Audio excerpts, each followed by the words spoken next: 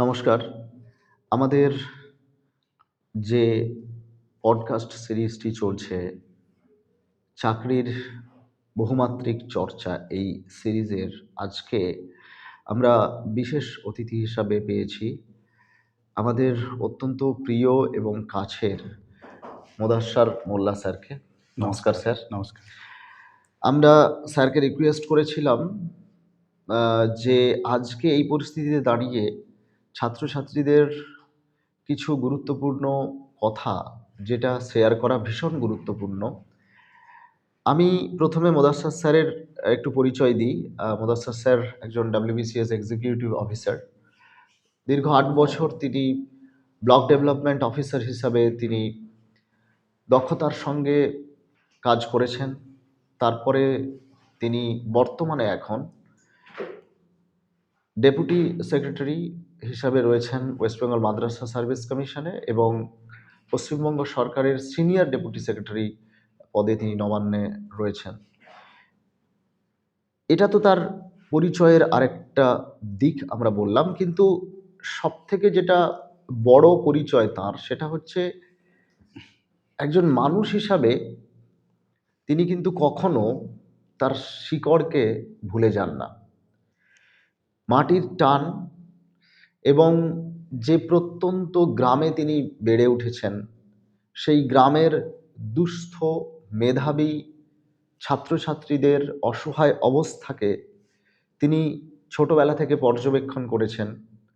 নিজে সেই পরিস্থিতি কাটিয়ে যখন একটা জায়গাতে পৌঁছে গেছেন, তখন তিনি বারবার অনুভব করেছেন যে তিনি মাটির কাছাকাছি যারা পিছিয়ে রয়েছে, তার গ্রামের সেই মানুষজন, অগণিত ছাত্রছাত্রী, তাদের কিভাবে সাহায্য করা যায়। তিনি তৈরি করেছেন একটি সুন্দর NGO, যেটা নিউ টাউন এডুকেশন ট্রাস্ট নামে আজকে অসংখ্য ছাত্রছাত্রীদের কিন্তু পথ দেখাচ্ছে, দিশা দেখাচ্ছে। সম্পূর্ণ অবৈতনিক, বিনামূল্যে সরকারি চাকরির প্রস্তুতির প্রশিক্ষণ সহ অন্যান্য আরও সুযোগ সুবিধা, যেমন লাইব্রেরির সুযোগ সুবিধা, রিডিং রুম সুবিধা এবং আরও অন্যান্য অনেক কর্মযজ্ঞ চলছে এই সোসাইটির মাধ্যমে। তিনি সেই সোসাইটির একজন অনারারি চেয়ারপারসন। আমরা সমস্ত কথাই তার কাছ থেকে শুনব। এবছর স্যার সামনে দুটো WBCS পরীক্ষা। আপনি শুধুমাত্র একজন অফিসার নন, আমি জানি যে আপনি সময় পেলেই ছাত্রছাত্রীদেরকে পড়ান, ক্লাস নেন এবং আপনার অন্য আরেকটি দিক হচ্ছে আপনি লেখালেখি করেন। ইতিহাসের ছাত্র ছিলেন এবং ইতিহাসের প্রতি অধ্যবসায় সেটা আপনার এখনো জারি রয়েছে। বিশেষ করে কম্পিটিটিভ পরীক্ষাতে এটা একটা প্রবাদ, ট্যাগলাইন, যে ইতিহাস যার সিভিল সার্ভিস তার। আপনি একজন সিভিল সার্ভিস অফিসার। আমি এই জায়গাতে দাঁড়িয়ে আপনাকে জাস্ট একটা জিনিস আমার জানতে ইচ্ছে করছে। প্রথমত যেটা জানতে চাইবো সেটা হচ্ছে 2024 এবং 25 পরীক্ষা 2026 সালে হবে। ইয়েস। এই বছর WBCS এর জন্য একটা সুবর্ণ সুযোগ। সেক্ষেত্রে ছাত্রছাত্রীদের এই মুহূর্তে ঠিক কি ধরনের মাইন্ডসেট রাখা উচিত এই প্রস্তুতি পর্বে? আচ্ছা, নমস্কার প্রফেসর রামকৃষ্ণকে। উনি বললেন আমার সম্পর্কে খুব সুন্দর উপস্থাপনা। তো যেটা বেসিক্যালি আমরা যে এই নিউ টাউন এডুকেশনাল ট্রাস্ট বলে যে NGOটা, আমি একটু পরিষ্কার করে বলে দিই, যেটা অ্যাকচুয়ালি কিছু শিক্ষিত মানুষ যারা এই ট্রাস্টটা গঠন করেছে to help the needy students মানে যারা চাকরির পরীক্ষা দিচ্ছে বা গ্র্যাজুয়েশনে পড়ছে তাদেরকে হেল্প করার জন্য। তো সেখানে আমাকে আমন্ত্রিত করেছিলেন ওনারা। তো আমিও দেখলাম, যেহেতু নিউ টাউন যে জায়গায় আমরা এখন বসে এই সাক্ষাৎকারটা করছি, এখান থেকে খুব অনতি দূরেই আমার বেড়ে ওঠার জায়গা, অর্থাৎ আমার গ্রাম, যেখান থেকে আমি লেখাপড়াটা শিখেছি। তো সেইখানে আমি লক্ষ্য করেছি যে অনেক ছেলেমেয়ে, প্রচুর মেধাবী ছেলে আছে। তো তারা ঠিক গাইডেন্সের অভাবে কেরিয়ারের দিক থেকে কোথায় যাবে সেইটা অনেক সময় ঠিক দিশা না পাওয়াতে অনেক সময় খানিকটা আহ, মানে হতাশ এরকম হতো।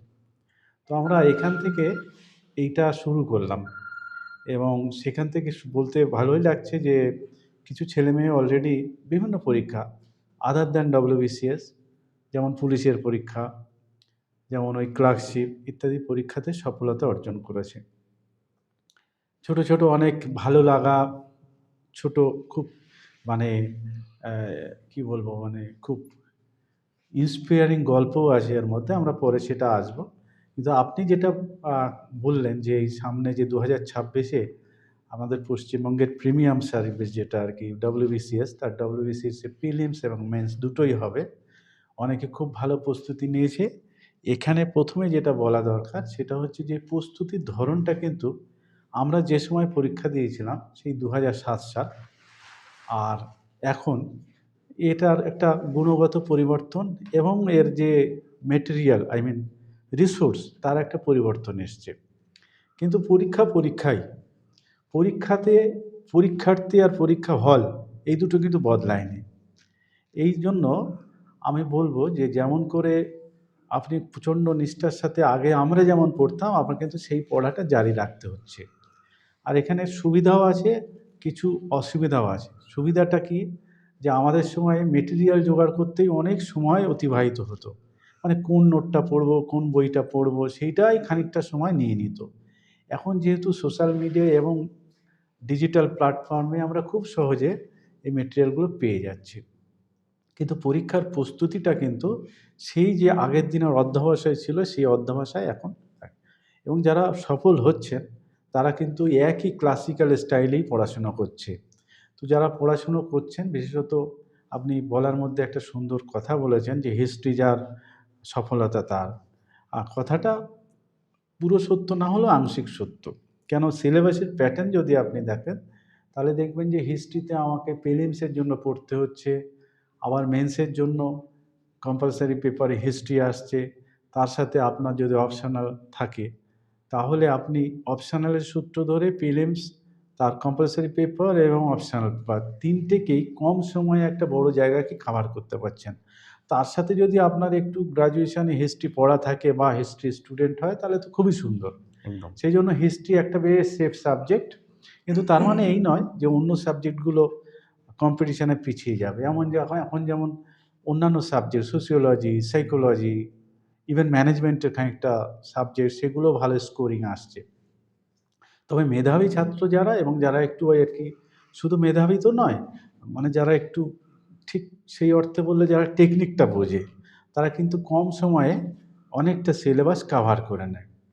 তো সেই জন্য যারা পরীক্ষা দিচ্ছে তাদেরকে আমার দিক থেকে এটাই বলবো যে আমি যখন হিস্ট্রি পড়তাম তখন আমার বন্ধুরা সবাই জানে যে আমি হিস্ট্রি শুরু থেকে শেষ পর্যন্ত 8 ঘন্টা মুখস্থ বলতে পারতাম। ঠিক আছে?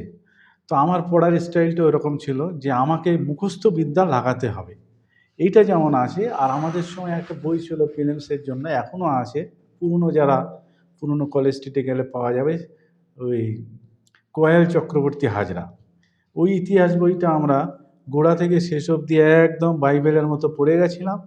ফলে প্রিলিমসে যা কিছু খুঁটিনাটি, তার সাথে তো একটু হায়ার স্টাডিজের জন্য বিভিন্ন বই, যেহেতু আমার ইতিহাস সাবজেক্ট ছিল। আমার মনে আছে যে হিস্ট্রিতে আমার ওই 50টা কোয়েশ্চেনের মধ্যে আমি 44টা একদম কারেক্ট করেছিলাম, আর 6টা কোয়েশ্চেনকে আমি ইচ্ছা করে ছেড়ে দিয়েছিলাম। তো তার মধ্যে কোনো নেগেটিভ ছিল না। তো এখন অবশ্যই একটু ভালো পড়লে 50-এর মধ্যে 50ও পাওয়া যেতে পারে। আর এটা তো প্রিলিমসের প্রস্তুতি, কিন্তু মেন্সটা একটা বড় ফ্যাক্টর। মেন্সটার জন্য যেটা লাগাতে হবে ক্লাসিক্যাল পদ্ধতিতে কিছু মুখস্থ করা।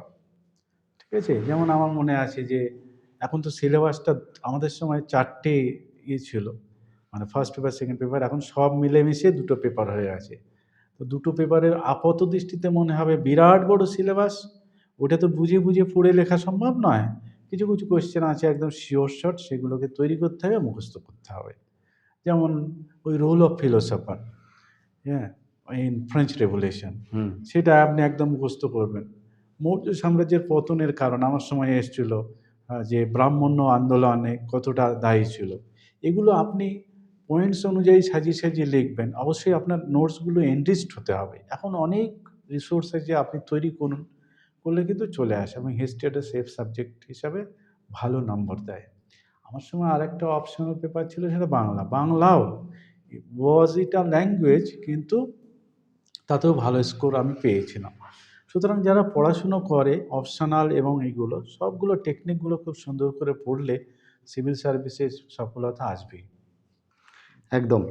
এবং স্যার আপনি তো ধরুন আমি যতদিন থেকে আপনাকে জানি এবং দেখছি যে এডুকেশন অফিসার হিসাবে যতদিন থেকে আপনি আপনার কর্মজীবনে সূত্রপাত করলেন, তখন থেকেই আপনি প্রচুর ছাত্রছাত্রীদের হুম, সম্মুখীন হুম, হয়েছেন। হুম।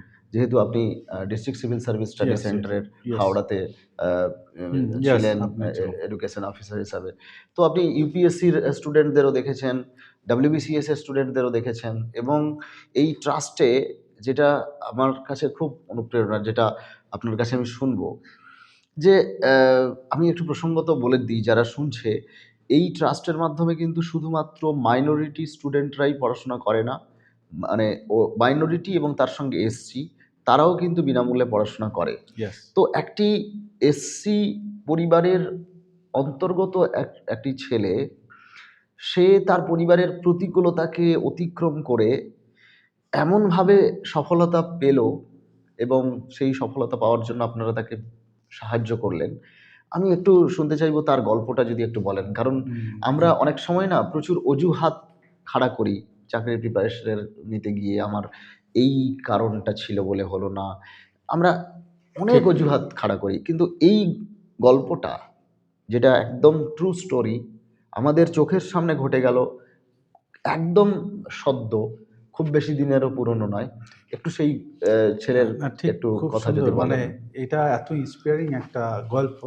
তার আগে বলে নেই যে আমি বেসিক্যালি খুব মানে এই যে ভালো লাগা থেকেই মানে কোচিং সেন্টারের পড়া এবং ওই আপনি যখন হাওড়াতে ছিলাম তখন ওই এসএনটিসি তাদের যে অ্যাডমিশন টেস্ট, তখন আমাদের একজন প্রখ্যাত আইএএস অফিসারও আমাকে খুব সাহায্য করেছিলেন যে কোয়েশ্চেন পেপার তৈরি করা, তার মডেল আনসার ইত্যাদি, ইত্যাদি সবগুলোর সাথে ওতপ্রোতভাবে জড়িত ছিলাম। এছাড়া আমার হিস্ট্রি সাবজেক্ট পড়ানোর জন্য বেসিক্যালি পড়ার চর্চাটা রাখার জন্য আমি বাড়িতেও বিনা পয়সায় বিনামূল্যে কিছু সিভিল সার্ভিসের স্টুডেন্টকে পড়াতাম। তো এরকম পড়াতে গিয়ে আমার একটা অনুভূতি এলো যে ধরুন সিভিল সার্ভিসে বিসিএসে সারা বছরে ১২০০ স্টুডেন্টকে সফলতার একদম শেষ মানে জায়গাতে পৌঁছানো যাচ্ছে। অর্থাৎ পুরো এত লাখ পরীক্ষার্থীর মধ্যে ওই ১২০০ ছেলেমেয়ে প্রতি বছর এন্ট্রি নিচ্ছে সিভিল সার্ভিসে। তাহলে হোয়াট অ্যাবাউট আদার্স? এবার এই যে আমি অনেক জায়গায় কাজ করতে গিয়ে বা মানে বিভিন্ন সময় মানুষের সাথে মিশতে গিয়ে দেখলাম যে আমরা হয়তো ভাবি একটা বিডিও বিরাট পাওয়ারফুল, একটা ডিএসপি বিরাট পাওয়ারফুল। কিন্তু আমি যখন আমার নিজের ল্যান্ডের মিউটেশন করতে গেলাম, তখন বুঝলাম একজন আমাদের রেভিনিউ ইন্সপেক্টর আরআই, যারা ওই পিএসসির ছোট পরীক্ষা দিয়ে চলে আসে, সেও কিন্তু খুব পাওয়ারফুল মিসেলেনিয়াস পরীক্ষা দিয়েছেন। মিসেলেনিয়াস পরীক্ষা দিয়ে। সুতরাং কোনো চাকরিই ছোট নয়। আবার পুলিশের যে কনস্টেবল, সে কিন্তু দুদিন পরে আ কাজ করতে এসআই হচ্ছে। এসআই হচ্ছে, এএসআই হচ্ছে, থানার হুম, ওসি হচ্ছে। হুম। সুতরাং যদি আমি একটা জিনিস ভাবি, তাহলে কিন্তু ওই ছোট কনস্টেবলের চাকরিটাও অবশ্যই প্রত্যেকটা চাকরি অ্যাজ এ খুব সম্মানের। আর এখানে একটা বাস্তব জিনিস হচ্ছে আমি probability to get the job কত? ঠিক। ধরুন আমার প্রতি বছর ৫,০০০, ১০,০০০ কনস্টেবল নিচ্ছে। তো সেইটার ক্ষেত্রে যদি আমি ছাত্রছাত্রীদের উদ্বুদ্ধ করি, তাহলে কিন্তু পাওয়ার চান্সটা বেশি। আচ্ছা, আর খুব স্বাভাবিকভাবে আপনি দেখবেন যে গ্রামের ছেলেমেয়ে যারা আছে, তারা কিন্তু ফিজিক্যালি স্ট্রং হয়। Because of the weather and because of their struggle in life. মাঠে পরিশ্রম করে, খাটে, বাড়ির কাজ করে, ফিজিক্যালি তারা ফিট। আবার মেধাটাও আছে। আবার এই চাকরির ছোট, ছোট পরীক্ষা অর্থাৎ পুলিশের পরীক্ষা-টরীক্ষা এগুলো কিন্তু একটু তাদের যদি পথটাকে দেখিয়ে দেওয়া হয়, তারা কিন্তু এই গোলটাকে অ্যাচিভ করবে। তো এরকম একটা আমার গ্রামের উম একটি ছেলে, তার বাবা ক্যান্সার আক্রান্ত ছিল এবং খুবই গরিব। গ্রামের দিকে আপনারা জানবেন যে কিছু লোক আছে যাদের জমি-টমি খুব একটা থাকে না। দিন আনে দিন খায়। তো সেই পরিবারটা কলকাতাতে ওর বাবাকে চিকিৎসা করতে এসে এই নিউ টাউনের কোনো একটা জায়গাতে এটা জাস্ট ওই ভাড়া বাড়িতে থাকে। ছেলেটা সবেমাত্র গ্র্যাজুয়েশন করেছে। দিয়ে তার বাবা একদিন আমার কাছে নিয়ে এলো, যেহেতু পূর্ব পরিচিত এবং পারিবারিক একটা রিলেশন আছে। তো বলল, উম, ভাইপো তুমি এটাকে একটু ছেলেটাকে দেখো, যদি পুলিশ টুলিশ কিছুতে চান্স পায়। তো এখন আমি বললাম ঠিক আছে ও আসুক, কিন্তু একটা জিনিস বলে দেই, কোনো ওই মানে ঘুরপথে চাকরির কিন্তু আমার কাছে কিন্তু কোনো নেই। আমার কাছে এলে যদি আমি তাকে পড়াতে পারি পড়িয়ে দেবো, কোনো পয়সা লাগবে না। তো ছেলেটি একটি বছর আমার কাছে পড়েছে এবং আমি সত্যি মানে এখন খুব খুশি লাগে যে ছেলেটি এবার কোয়ালিফাই করেছে, ভালো মার্কসে কোয়ালিফাই করেছে। তার এই মাঠ আছে 15 তারিখে, আশা করি সে কোয়ালিফাইও করবে।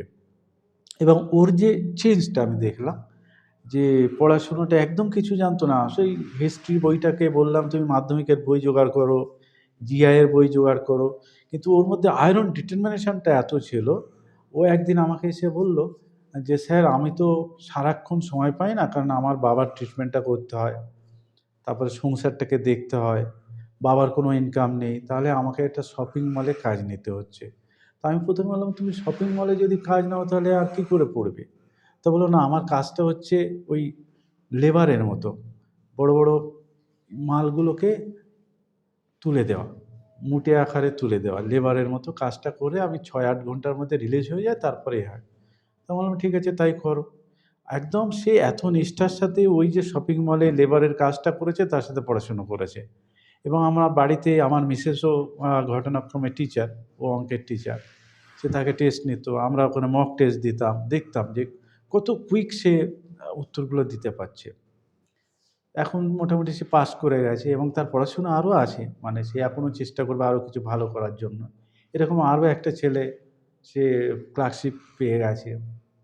তো আমি এটাকেই একটা প্রতিষ্ঠানিক রূপে পেলাম যখন এখানকার যারা এই এডুকেশনাল ট্রাস্ট বানিয়েছে ওরা আমাকে বলল স্যার আপনি আসুন, এসে এর ইনফ্রাস্ট্রাকচারটাকে কাজে লাগান, এদেরও উদ্দেশ্য হচ্ছে ওয়েলফেয়ার করা। আর আমাদের এই অঞ্চলে বিশেষ করে এই বসিরহাট এই অঞ্চলে প্রচুর ভালো ভালো ছেলে মেয়ে আছে যারা সত্যি দুস্থ, যারা সত্যি মেধাবী, তাদেরকে গাইড করার কেউ নেই। তো আমি বলতে পারেন যে আমার একটা নিজের এলাকার প্রতি দায়বদ্ধতা আর এই ছেলেগুলোকে নিয়ে একটু সামনের দিকে এগিয়ে নিয়ে যাওয়া। এই জন্যই আমাদের সাথে আরও কিছু ওয়েল উইশার্স আছে, যেমন ধরুন কিছু প্রফেসর, ওই যে আমার মাস্টারমশাই বসে আছেন, হেড টিচার ইংরেজির, আবার আপনি আছেন, সবাই মিলে আমরা এটা মানে দেখুন মানে চাকরির বাইরে একটা কিছু যদি কিছু করতে পারি সেটা একটা আলাদা স্যাটিসফ্যাকশন। তো একদম। সেই হিসাবেই কাজটা শুরু করা। মানে সমাজের প্রতি একটা হুম, বিরাট দায়বদ্ধতা। হ্যাঁ, মানে আইনস্টাইন একটা কথা বলেছিলেন যে, "আমাদের আউটার এবং ইনার লাইফ তার প্রত্যেকটাতে সমাজের প্রত্যেকটা মানুষের কন্ট্রিবিউশন আছে।" উনি 1000 টাইম ভাবতেন যে, "আমি কি ফিরিয়ে দিচ্ছি?" কিন্তু আমরা অন্ততপক্ষে দিনে যদি একবারও ভাবি, ঠিক। সেই জায়গার থেকেই হয়তো আমরা এই ধরনের মোটিভেশন গুলো পেয়ে থাকি এবং আপনাকে আমি যত দেখছি অবাক হচ্ছি। তার কারণ হচ্ছে এত ব্যস্ততার মধ্যেও আপনি কিন্তু নিয়মিত এই আ ছাত্রদের পড়ানো এবং তারা কিভাবে সফল হবে তার প্রত্যেকটা পদক্ষেপ আপনি নিয়ে চলেছেন এবং এতটা নিষ্ঠার সঙ্গে নিয়ে চলেছেন এবং আমি একটা জিনিস আ দেখে যেটা আরো ভালো লাগছে যে মানে অফলাইনের পাশাপাশি অনলাইনেও হ্যাঁ, যাতে তারা ঠিক, ঠিক। পড়াশোনা করতে পারে, একটা ডিজিটাল সেটআপ আমরা হুম, একদম ডিজিটাল বোর্ডের পেছনেই বসে আছি। ডিজিটাল সেটআপও কিন্তু তৈরি করা হয়েছে। আ এবারে আ আমি যেটা স্যার আপনার কাছে এবার জানতে চাইবো সেটা হচ্ছে এই সময়ে দাঁড়িয়ে ইয়ুথ যারা রয়েছে, যারা যুবক, তাদের মধ্যে একাংশ একটা বিরাট নেতিবাচক চিন্তাভাবনার দ্বারা আচ্ছন্ন। তারা ধরেই নিচ্ছে যে পড়াশোনা করে কি করব? চাকরি-বাকরির পরীক্ষা খুবই কঠিন, আমার দ্বারা হবে না। এবং এখানে আমরা দেখতে পাচ্ছি যে কেউ যদি শুরুটা করে এবং খানিকটা এগোয় তাহলে কিন্তু সে পুরো প্রিপারেশনের সিস্টেমের মধ্যে ঢুকে গেল। কিন্তু এই শুরুটা করানো যারা বিশেষ করে প্রান্তিক এরিয়াতে বিলং করছে তাদের পক্ষে ভীষণ ডিফিকাল্ট, মানে এই শুরুটা করানো। তো এই ক্ষেত্রে আপনারা কি কি স্ট্র্যাটেজি নিচ্ছেন? এইখানে একটা জিনিস বলি,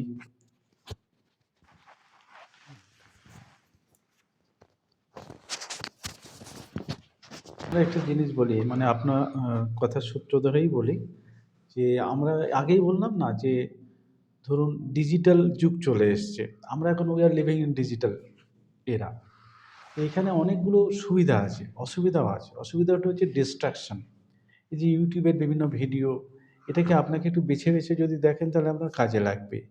আর যদি কেউ একটা বললো যে এখন তো আর পয়সা না দিলে চাকরি হয় না, আপনি ডিস্ট্রাক্ট হয়ে গেলেন, হয়ে গেলেন।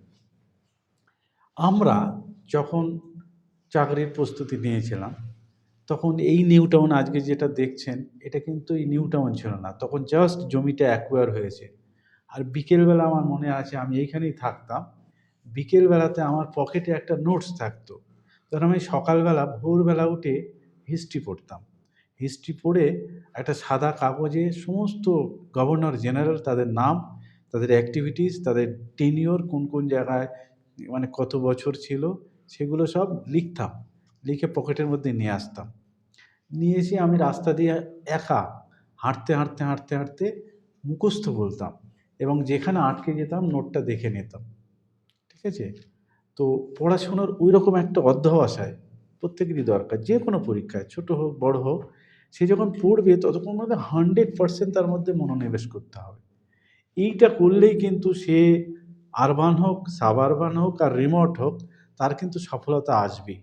মানে ওই দু রকমের স্ট্যান্স, মানে পড়ছি আবার পড়ছি না, হবে কি হবে না এসব কোনো জায়গায় নেই।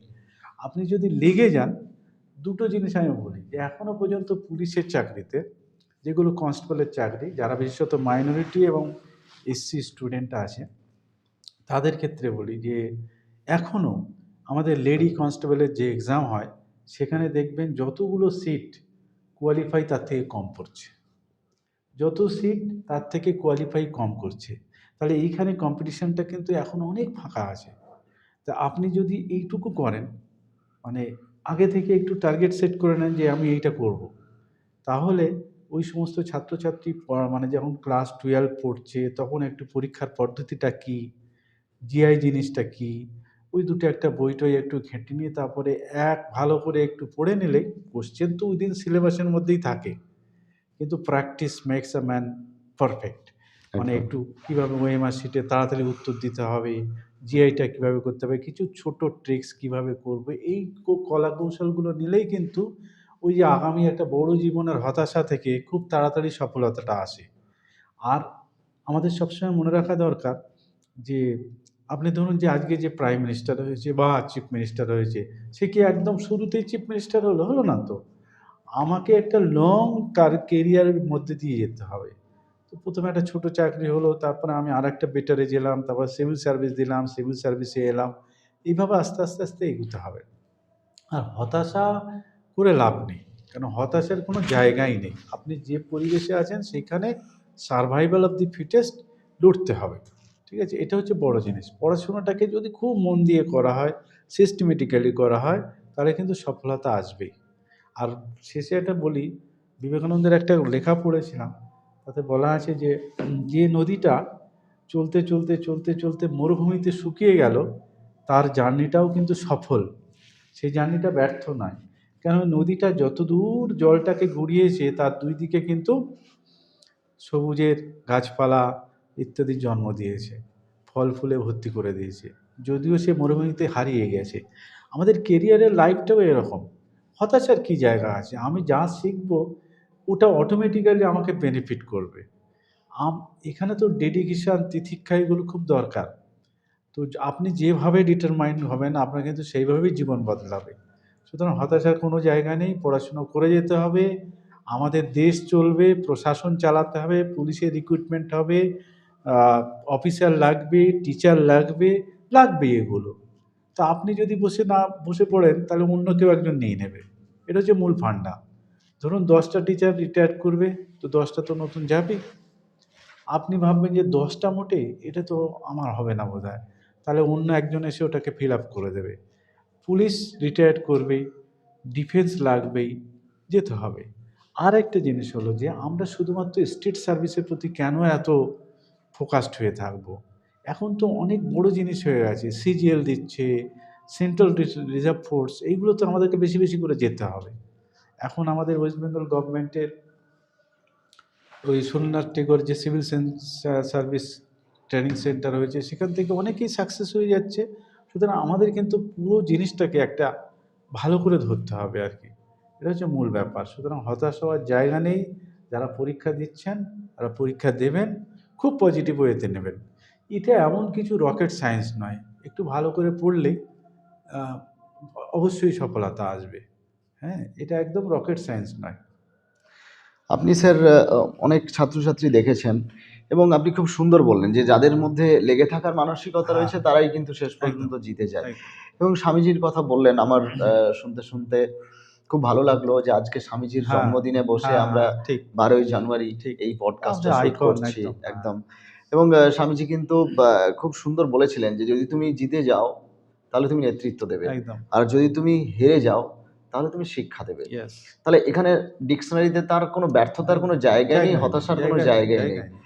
আজকে যদি আমরা দেখি যে স্বামীজিকে যখন বিদ্যাসাগর মহাশয় মানে তার জামাইয়ের কথা শুনে তার স্কুল থেকে তাকে তাড়িয়ে দিলেন, আজকে যদি তিনি না তাড়াতেন ইয়েস, তাহলে হয়তো আমরা আজকের স্বামীজিকে পেতাম না। ইয়েস, তিনি ইয়েস, হয়তো একজন ইয়েস, শিক্ষক হিসাবে থেকে যেতেন, ইয়েস। আরো বড় শিক্ষক হতেন। কিন্তু আজকে যে স্বামীজিকে আমরা দেখতে পাচ্ছি, মানে তার তো একটা নিড ছিল, তার একদম, পরিবারে তার বাবা মারা যাওয়ার পর একদম, চরম দারিদ্রতা, একদম, চরম অর্থকষ্ট একদম, দেখেছেন। একদম, তারপরে মানে দুয়ারে দুয়ারে চাকরির জন্য হন্যে হয়ে ঘুরে বেরিয়েছেন, কিন্তু নিয়তি এমন যে চাকরি পাচ্ছেন না। একটা চাকরি পেলেন, কিন্তু বিদ্যাসাগরের মতো একদম, মানুষও একদম। মানে বুঝতে পারলেন না যে কি রত্ন ছিলেন। তো যাই হোক, এরকম ঘাত প্রতিঘাত কিন্তু যারা পরীক্ষার্থী তাদের মধ্যেও আসে। মানে কোনো কিছু যদি কোনো পরীক্ষার্থীর প্রিপারেশনের পিরিয়ডে ঘটে থাকে তাহলে সেটাকে আশীর্বাদ হিসাবেই অবশ্যই, ধরা উচিত।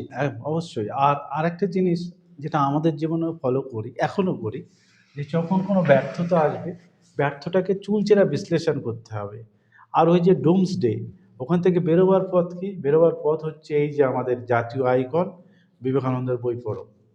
বিবেকানন্দের বই পড়ো, সাহস জাগবে, একদম আবার ঘুরে দাঁড়াতে পারবে। তো পড়ার মধ্যে আপনি অ্যাজ এ স্টুডেন্ট, আমাদের কি কাজ? আমাদের কাজ হচ্ছে যে একটা ফোকাস টার্গেট করে নেওয়া আর প্রচুর পড়াশুনো করা। দেখুন, এমন কোনো ছাত্র নেই যারা পড়াশুনো করে ব্যাকডোর দিয়ে টপকে এমনি ফ্লুকে চাকরি পেয়ে গেছে। ফ্লুকে কেউ পায় না। একদম। আচ্ছা, আর একটা জিনিস হচ্ছে যে সিভিল সার্ভিস তো খুব মজার জিনিস। এই যেমন আমি বিডিও ছিলাম, তো আমি বিডিও হওয়ার আগে ভাবতাম যে ভারী মজা হবে, বিভিন্ন দেশে গিয়ে চাকরি করব।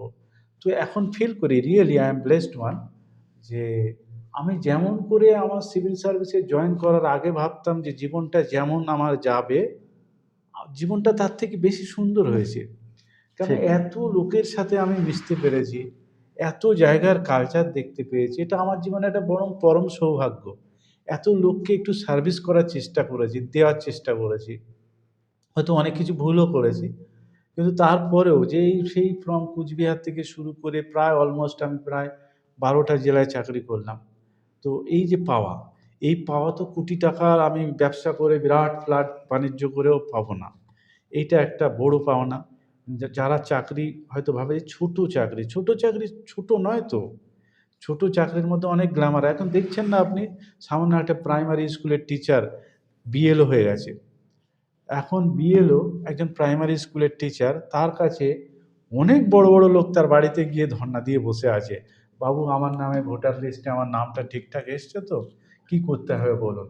সুতরাং এই যে প্রাইমারি স্কুলের চাকরি, এইটাও তো ছোট নয়, এটা তো বিরাট বড় একটা জব। আপনি দেখেন দেশের কত বড় কাজ করছে সে, তাই না? ঠিক। তো সেই রকম একটা মেন্টালিটি রাখতে হবে যে আমি যে জিনিসটা করতে যাচ্ছি এটা আমার ভালো লাগার জায়গা, টু সার্ভ দ্য পিপল।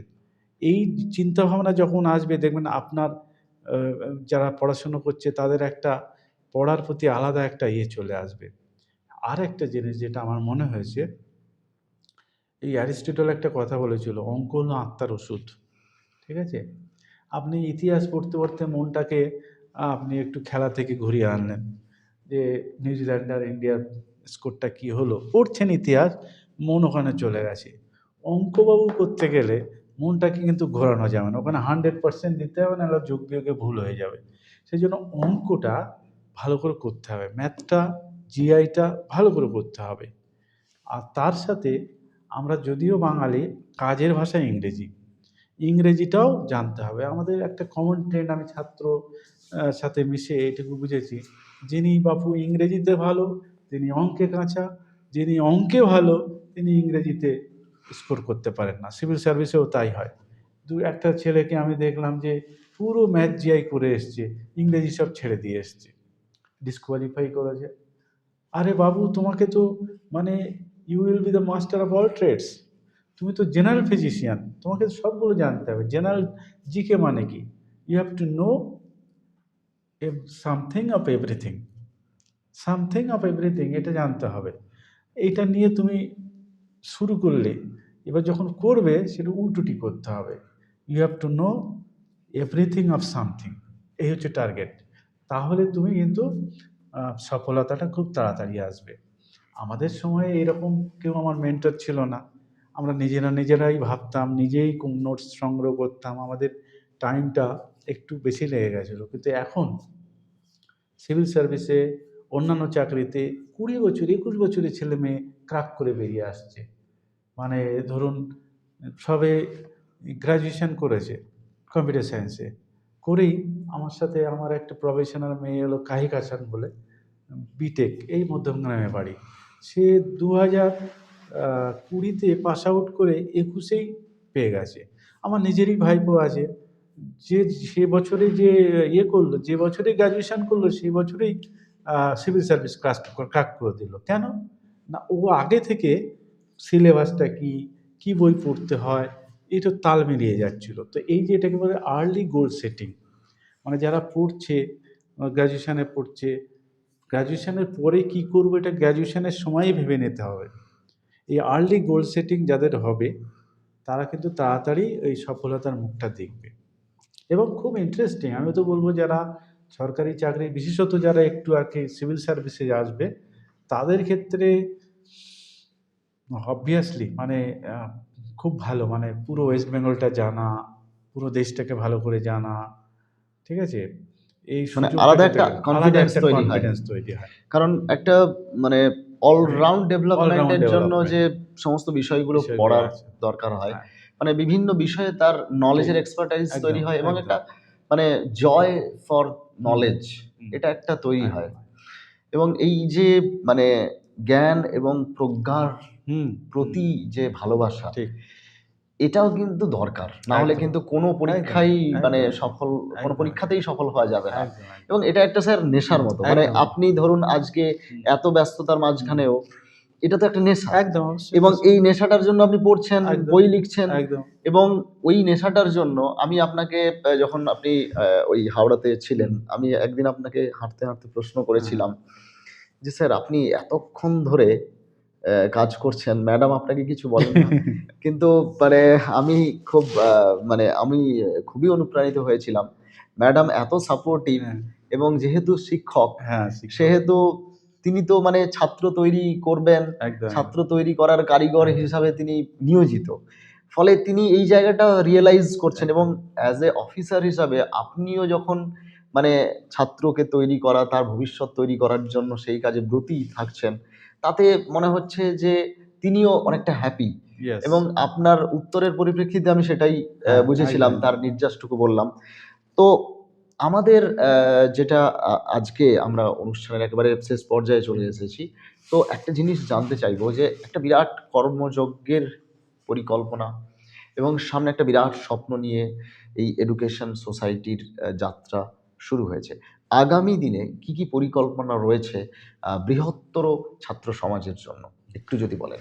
আমাদের না বেসিক্যালি ওই ইয়েটা হলো যে আমাদের যে এখানে তো আমি অনারারি আছি। তো এরা যারা করেছে, এরা আসলে দেয়ার আর সাম ডক্টরস, কিছু টিচারও আছে, কিছু বিজনেসম্যানও আছে। তো ওরা আমাকে বলেছিল, "স্যার আমরা এরকম একটা চিন্তাভাবনা করছি যে দুস্থ ছেলেমেয়েদেরকে সাহায্য করব।" আমরা ঠিক আছে, it is one time assistance or long term? তো বললো, "স্যার আমরা ওয়ান টাইমও দেবো, লং টার্মও দেবো।" তো যখন লং টার্ম এলো আমার মাথায় এটাই এলো যে আমি লং টার্মে অ্যাসিস্ট করব ছাত্রছাত্রীদের, কিন্তু সেটা as much as possible maximum. Maximum মানে ম্যাক্সিমাম ইন নাম্বার।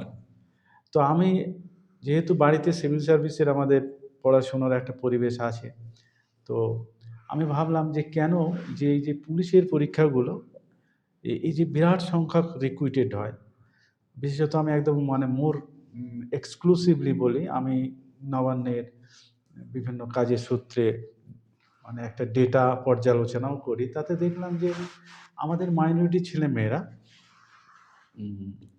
এরা অনেক সময় যে চাকরি নেই এই বলে, কিন্তু কলকাতা পুলিশের বিগত কয়েক বছর বেশ কয়েকশো মাইনরিটি স্টুডেন্ট কিন্তু এতে চান্স পেয়েছে। এইটা কি সবাই জানে যে মাইনরিটি স্টুডেন্টরা একটু ভালো দৌড়াতে পারলে, একটু ভালো লিখতে পারলে, একটু ভালো পরীক্ষা দিতে পারলেই পুলিশে ঢুকতে পারে? আচ্ছা, মেয়েরা বিশেষ করে এই যে আমাদের মাস্টারমশাই এখানে আছেন, আমাদের মাইনরিটি সমাজে যারা মেয়েরা আছে তারাও কিন্তু বেশ দৌড় ইত্যাদি ইত্যাদিতে এক্সেলেন্স করে মানে, কিন্তু তাদেরকে কোথাও একটা এই সমস্ত চাকরিগুলো যে আসে আইদার জানে না অথবা জানানো হয় না।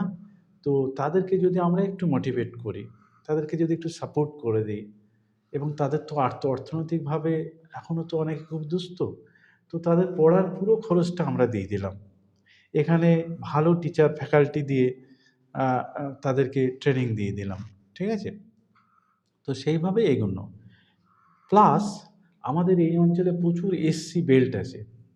এসসিদের অবস্থাও কিন্তু আমরা যতই বলি না কেন, এখনও কিছু সুন্দরবনের প্রত্যন্ত এলাকা, আমাদের বাড়ির দিকের এলাকা, তারাও কিন্তু ওই যে মানে সেই যে অন্ধকারে থাকা সেটা থেকে গেছে।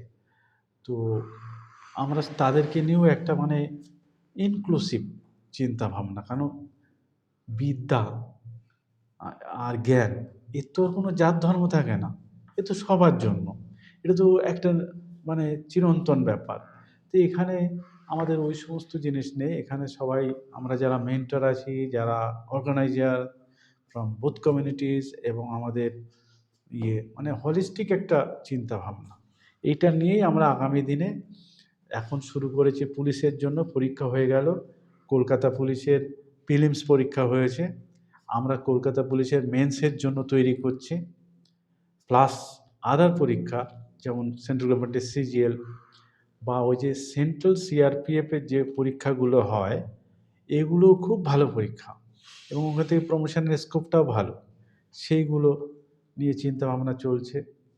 আমাদের এখানে যারা স্কুল সার্ভিসের বিভিন্ন পরীক্ষা টরীক্ষা দেয়, টেটের জন্য একটা সেট আপ করা হয়েছে, খুব তাড়াতাড়ি এগুলো সব ফ্যাকাল্টিরা শুরু করবেন।